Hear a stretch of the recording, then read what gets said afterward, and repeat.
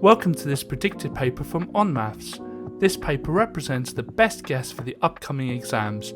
Please use this paper in addition to your other revision. You can complete a unique version of this paper by going to our onmaths site. onmaths is full of free content to help you prepare for your exams, such as topic-based papers, demon questions and mini mocks. If you like what we do, please consider subscribing. So 7 times 10 to the power 4 is going to be 7, and it's going to be 70,000. And 9 times 10 to the power of 7 will be 90 million.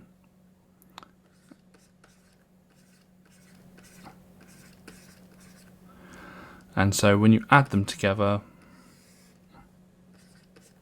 you get 9007000. Now, if you have access to a calculator, if this is on the calculator paper, then you can just type it into your calculator. Some people think there's a quick way of doing this, like adding the 7 and the 9. There isn't. You've just got to work out what this number is, work out what this number is, and add them together. So when we say y is directly proportional to x, what we mean is whenever x doubles, y will double. Whenever x halves, y will halve. Now, we've got this proportionality sign here. And to make that an equals, all we need to do is introduce a k constant to the right hand side.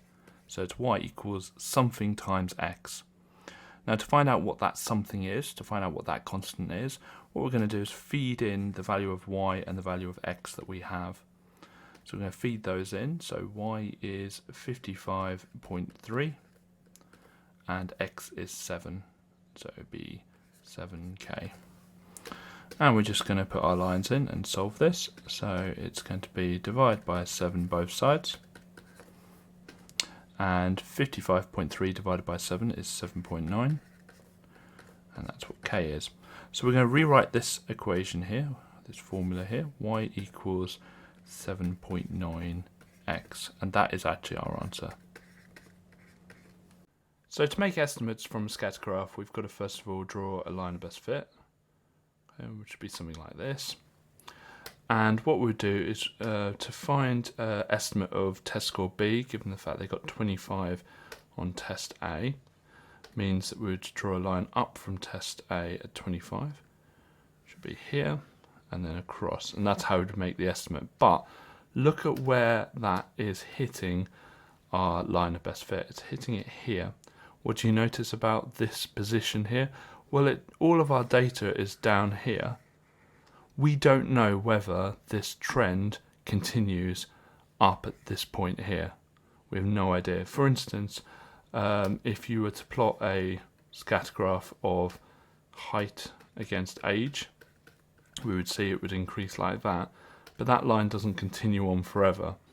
Like, you're not a 10-foot giant at the age of 30. You do slowly stop growing. And so we don't know whether the trend continues. So we call this extrapolation. So we say that the data has been extrapolated. And what that means is it is probably not accurate. So when you have the data outside the range of the data, when you have a prediction, outside the range of the data, we say it's probably not accurate. If it was inside the data, we would say it's interpolated, and that's actually quite accurate. So to find the area of a rectangle, we do length times the width. So here, to find the area, we will do the 10 times the whole of the 10t plus 4. And to show that we're doing the whole of it, we put it in brackets. So a different way of writing that is 10 brackets 10t plus 4. And whichever method you use to expand brackets, feel free to do it here. I'm going to just do the grid method, but whatever method you prefer. Actually, I don't need the, I've done too many here. Let's get rid of that. So we've got 10 times 10t plus 4. So, and we're timesing them, so 10 times 10t, 10 times 10 is 100, so it'd be 100t, 10 times 4 is 40. So our answer will be 100t plus 40. To To find out what the value of x is, we first of all have to find out what the value of y is. And we can notice that we've got two sets of parallel lines here, and a line going through them. And we kind of got these f angles, which we have to call corresponding angles. So we know that 2y minus 50 is equal to 78. And we must write down the reason, so corresponding angles. And corresponding angles are equal. Now here we've got an equation and we want to solve it, so we get our lines in. We go first of all, add 50 to both sides. So we've got 2y equals 78 plus 50, which would be 128. And then we're going to halve both sides, or divide by 2. So we've got 64. So we know that y is 64. And so we look back at the diagram to find out how we'd work out x. Well, what we can do, there's a few different things we can do. We could work out the fact that these two here are vertically opposite. That would be absolutely fine. But actually, if we look at this part here and this part here, these are also two parallel lines, and we've got this angle here and this angle are going to be alternate. So I can write that down here. So angle ECB is equal to 78 degrees. So this will be 78 degrees. And the reason for that is alternate angles. And then finally, if we know this is 78 and we know that this is 64, because we know what y is, then we can work out what x is. So x equals 180, angles in a triangle, take away the 78 we know and the 64 we know. And the reason for that is angles in a triangle add up to 180 degrees. And just make sure you write down all the reasons as you go. And when we take away the 78 and the 64 from 180, you get 38. So x is therefore 38 degrees. So to find the gradient, we need the formula or the equation in the form y equals mx plus c. And the m there will give us what the gradient is. So we're just going to be rearranging this equation. And so I'll get my lines in. So first thing I'm going to do is get rid of the x's from the left hand side, and we can do that by adding 6x both sides. So we've got 6y equals, and I'm going to put the 6x first just to match the y equals mx plus c. Right, the next thing I'm going to do is get rid of this 6 because we just want a y there. So we're going to divide by 6 both sides.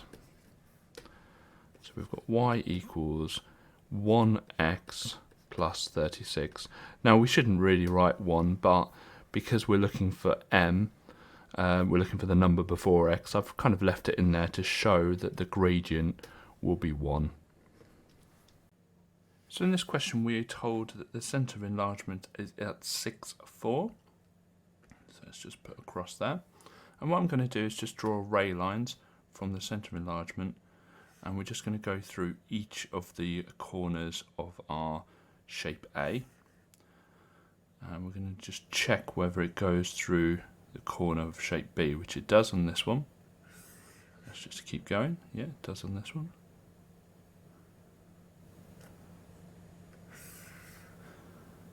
But it does not on this one. So it says find the coordinate of the vertex of shape B that is not correct. So the coordinate is this one here, and so that would be -4, 1. So when you read this question, the question's basically asking you to find the bearing of O from B. So the lifeboat is at B, so I'm going to draw a north line here. And to find a bearing, you start from the north line and you keep going clockwise. So we're going to look for this angle here. Now, this angle which is given to us in the question and this angle here, which I'm just going to call x, are going to be equal. So x is going to equal 135 degrees. And the reason for that is we've basically got, and I'm just going to draw or extend the north line down, because we've basically got well, we have a set of parallel lines here, and we have a set of z angles, which we know is alternate angles. So the reason for that is it's alternate angles. And always show the reasons to the examiner. Okay, and so to find out what the bearing is, so the bearing of O from B, it's just going to be 360 take away 135, and the reason for that is angles on a point. We've run out of space. Okay, so we're going to do 360 take away 135, which is 225, and so our answer is 225. We're going to start this question by writing down what we know. So the toy car is travelling at 17 meters per second initially, so the initial velocity or initial speed is 17 meters per second. It accelerates for 4 meters per second squared, so acceleration is going to be 4 meters per second squared, and it's for 12 meters.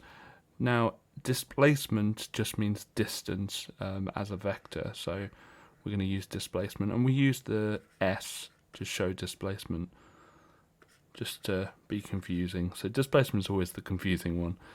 And we're asked to find the final velocity. Now the final velocity is shown with a v, so that's what we're looking for. So we're going to find out which of the formula we're going to use. Now notice we're not given the time, so all the formulas with t in them are not going to be useful. So we're not looking for or are given the t, and it's going to be the last formula, the v squared equals u squared plus 2as. Okay, let's fill in what we know. Well, we're looking for v squared. Well, we're looking for v, so we'll leave that. And so it's going to be 17 squared plus 2 times 4 times 12. And then when you work that out on a calculator, that comes to 385. And we're going to do some quick solving here.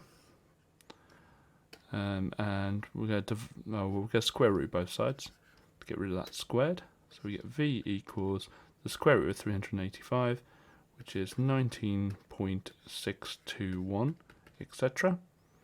And it wants its 2 decimal places, so we're going to write down 19.62 meters per second. What I'm going to start off by doing is rearranging this equation so that it kind of matches this one. So I'm just going to write it down.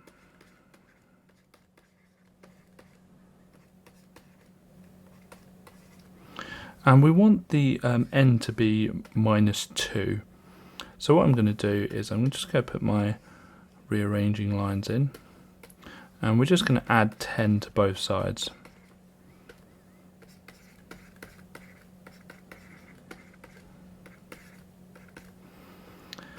Now, we've already got this line drawn for us on this graph. And so all we need to do is draw this line.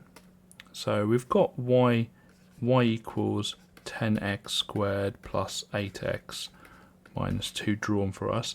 We just need to draw this line, which is y equals 10, and see where they cross over to find the solutions.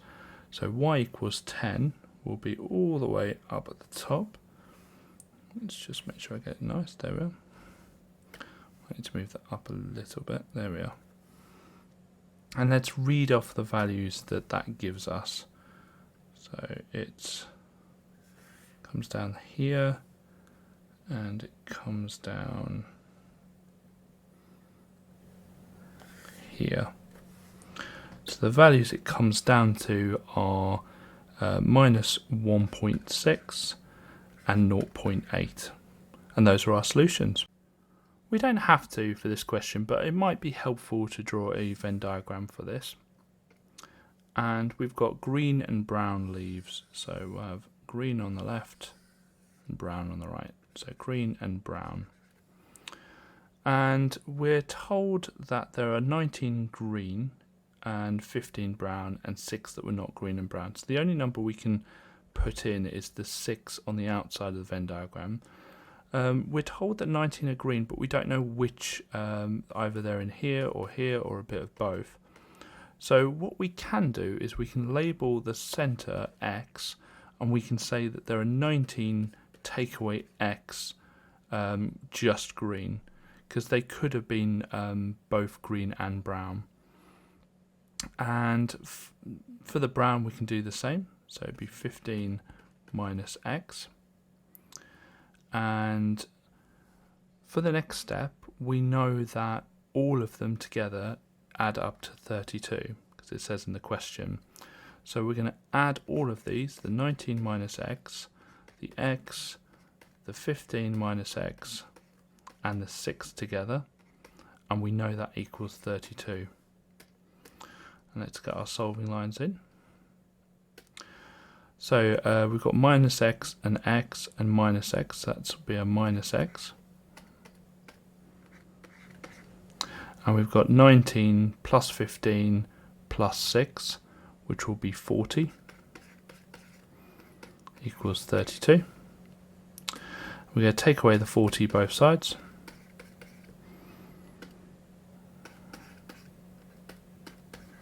And we can just times by minus 1 both sides to make them both positive. So now we know X is 8, we can start filling in the Venn diagram. So it's 19 take away 8, which will be 11. X is 8, so we know that that's 8. And 15 take away 8, which is 7. So find the amount that were green and brown. We know it's going to be 8. The arc is a section of the circumference, and I'll show it on the diagram here. This is the arc. And to find the length of the arc, we use a simple formula, and I'm just going to explain what the formula does. So the arc length is equal to the fraction of the circle that you've got, and we times that by the circumference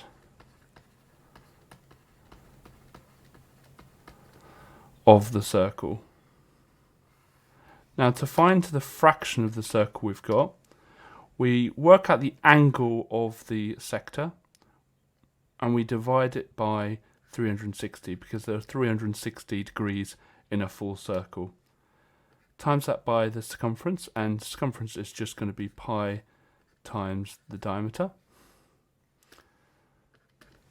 The angle is 61 degrees.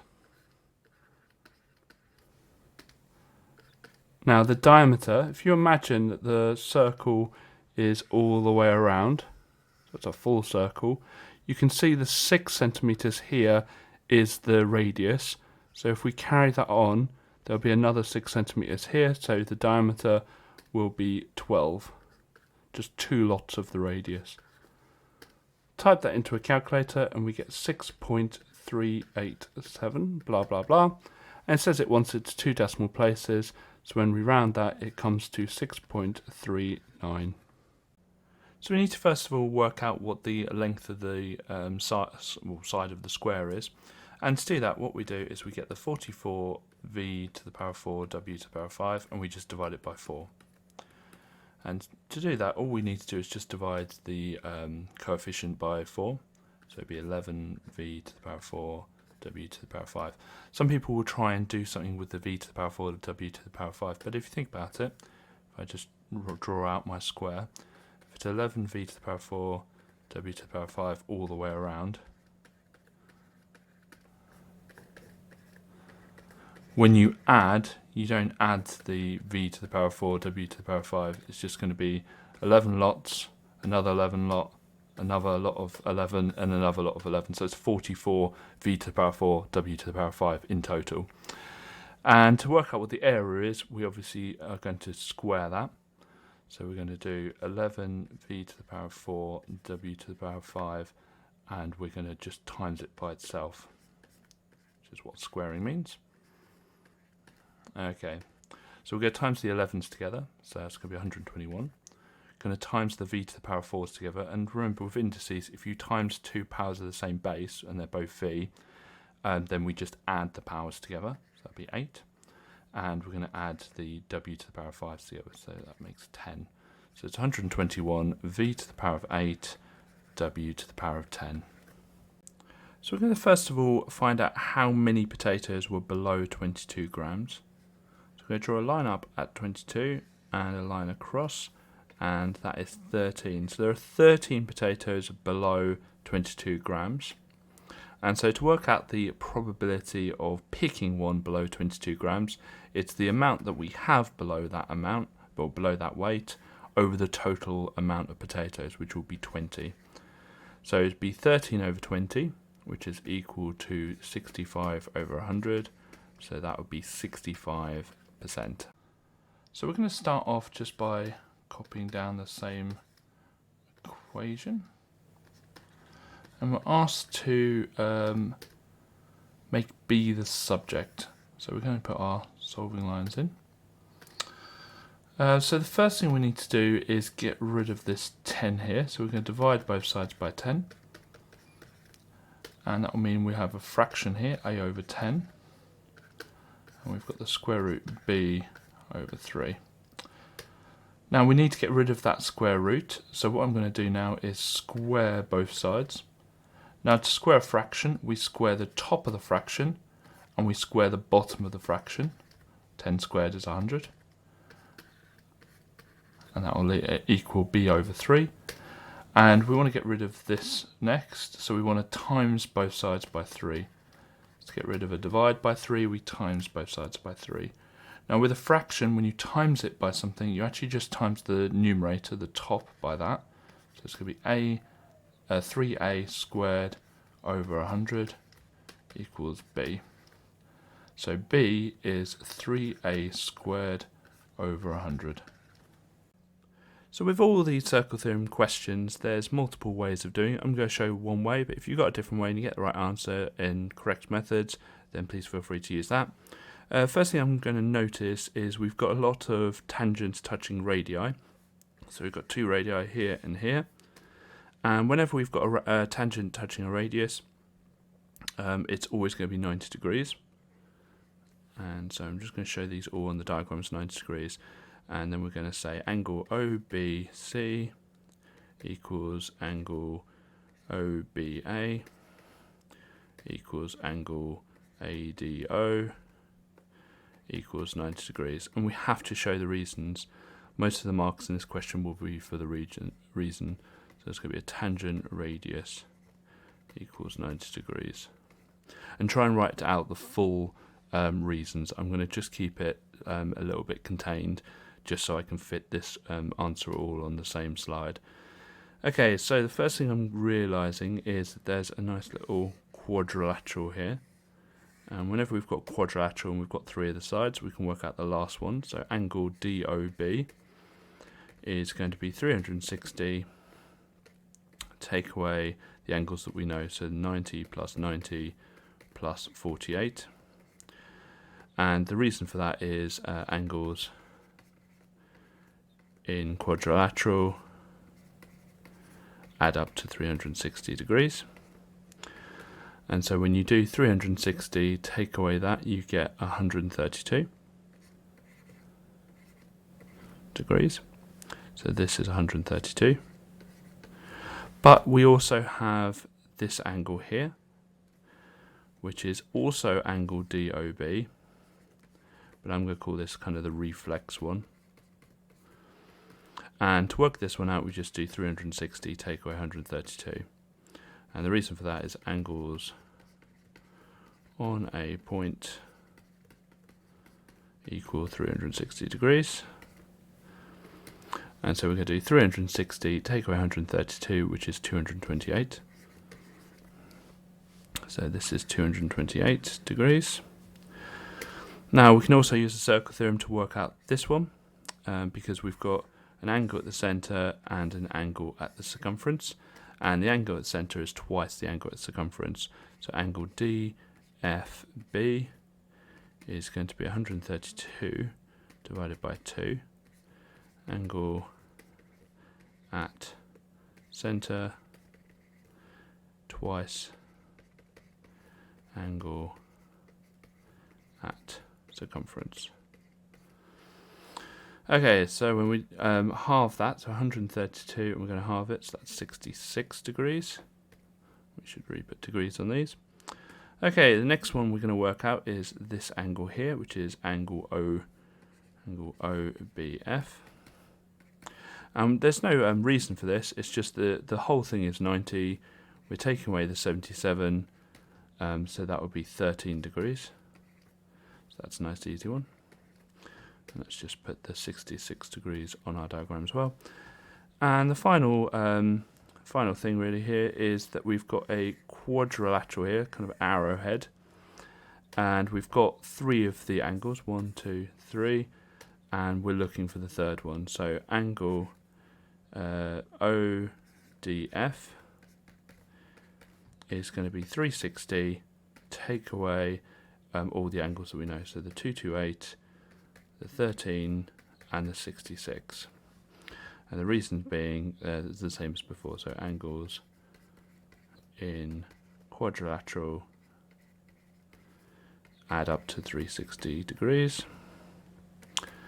And when you do that, you get the answer of 53 degrees. So this angle here is going to be 53 degrees. I'm going to first of all just focus on this rectangle here. And we know that to find the area of a rectangle, you multiply the two lengths.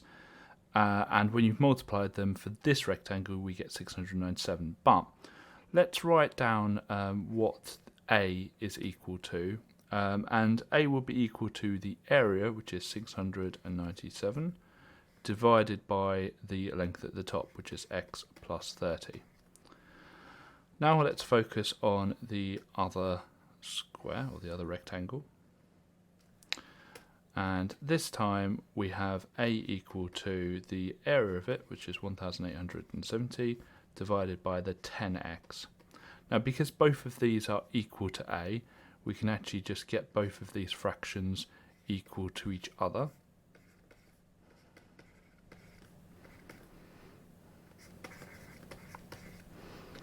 And what we can do is work out what x is going to be. So the first thing I'm going to do is I'm going to put my lines in, because we are looking to solve. This is probably going to take a while. And I'm going to times both sides by the x plus 30, so I can get rid of the denominator on the left hand side. And so this will just be 697 on the left hand side, because that gets rid of the denominator. And it would be 1870 times x plus 30, and then all of that over 10x. Same thing again, but I'm going to get rid of the denominator on the right hand side, so I'm going to times both sides by 10x. So we've got 697 times 10, which would be 6,970x, because it's 10x. And it won't actually do anything to the right hand side, but I am going to expand the top, the numerator. It just gets rid of the denominator. So let's expand while I'm here. So that would be 1870x plus, was it 56,100? I believe that's right. Yep. Okay, so now we've got x's on both sides. So we look and see which one is the smaller amount of x, which is the 1870, and we're going to take that away from both sides. So take away 1870x from both sides, and that will leave 5100x on the left hand side, and then obviously we've got the 56,100 on the right hand side. And we want to get rid of the 5,100, so we're just going to divide both sides by 5,100. And so we've got x equals 11. So now we know x is 11, we can pick one of the equations that we had at the start, and I'm just going to pick the first one, and we can just feed in the value of x. So a equals 697 over, instead of x, it's going to be 11 plus 30. And when you do that, you get the answer of 17. So a is 17. You can complete a unique version of this paper by going to our onmaths site. onmaths is full of free content to help you prepare for your exams, such as topic-based papers, demon questions, and mini mocks. If you like what we do, please consider subscribing.